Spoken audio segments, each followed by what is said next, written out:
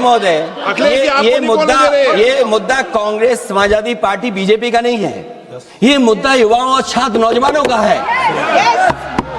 तो आपने इनको बुलवा दिया, क्या समझौता कर लिया आपने? क्या आपने क्यों नहीं बोलने दिया हमें? अध्यक्ष आपको मैंने बोलने के लिए कहा, एक मिनट प्लीज। नहीं, आपने समझौता क्यों कर लिया फिर? हम लोग का बात भी अखिलेश जी, नहीं, छात्र नौजवान क्या केवल? अखिलेश जी एक मिनट। नहीं अध्यक्ष महोदय, ये पक्ष ठीक नहीं है अध्यक्ष महोदय।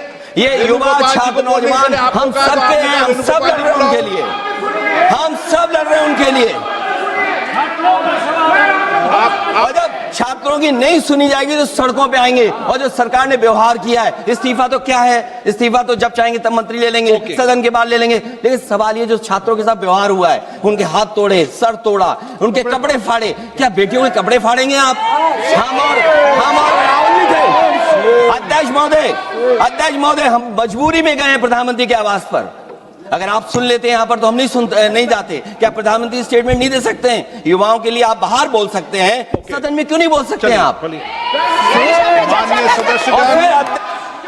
सरकार को कई मेट्रो स्टेशन बंद करने पड़े। उनके पास खुद ही इंटेलिजेंस और तमाम इंफॉर्मेशन होगी कि छात्र नौजवान क्या मांग कर रहा है, क्यों चल पड़ रहा है दिल्ली की तरफ। अमूमन हम देखते हैं कि जब छात्र नौजवानों का आंदोलन हो, पार्टी का आंदोलन हो, तो हम लोगों को बुलाते हैं, तैयारी करते हैं। लेकिन ये बिना तैयारी किए हुए नौजवान आए, छात्र नौजवान जो पीड़ित थे, जो दुखी थे, जिन्हें परीक्षा करने की परीक्षा लेकिन भविष्य नहीं बना पा रहे। बहुत सारे परिवार ऐसे हैं हमारे देश में जो नौकरी या इसी तरह के प्रोफेशन जॉब कर करके ही उनका पूरा परिवार और जीवन यापन चलता है। सोचो उसके साथ खिलवाड़ किए।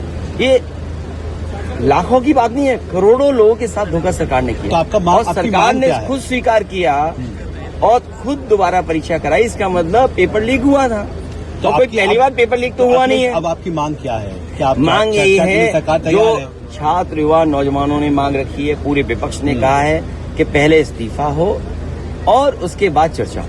और आपने हाउस में भी कहा कि हमारी भी बात सुनी जानी चाहिए। वो एक विषय दूसरा है, क्योंकि जब जो घटनाएं देखने को मिली हैं, सुनने को मिली हैं, लोग हमसे मिले हैं, जो लाठी खा करके आए हैं, उनको वीडियोज देखे हैं, तस्वीरें देखी हैं, तो कम से कम इस बात पे तो चर्चा हो सदन में कि उनके साथ क्या व्यवहार किया पुलिस ने। पुलिस कपड़ा क्यों फाड़ने लगी? ये ट्रेनिंग किस बात की है? पुलिस के कपड़ा फाड़ रही है।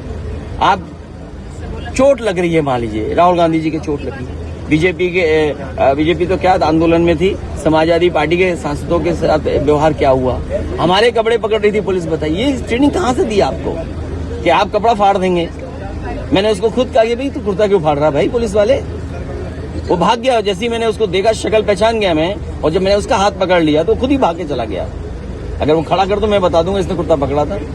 आपका कुर्ता फाड़ने की कोशिश की? अरे वो तो तस्वीरें, वीडियो हैं। अरे कपड़े मजबूत नहीं होता, गांधी आश्रम का ये कुर्ता नहीं होता तो कुर्ता फाड़ देती दिल्ली की पुलिस।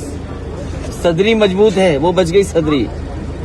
तो अब आगे जब तक वो शिक्षा मंत्री इस्तीफा नहीं देंगे, सदन नहीं चलेगी आपके? सदन नहीं, हम कहते सरकार कुछ तो बात आए सामने करे। इस्तीफा होगा, आश्वासन तो दे, इस्तीफा होगा। जब सरकार खुद ही परीक्षा करा रही है, खुद ही गलती मान रही है मिनिस्टर की, तो इस्तीफा देने में क्या दिक्कत है? तो ये कंडीशन है, उसके बाद ही चर्चा होगी। इस्तीफा दें, फिर बहस होगी।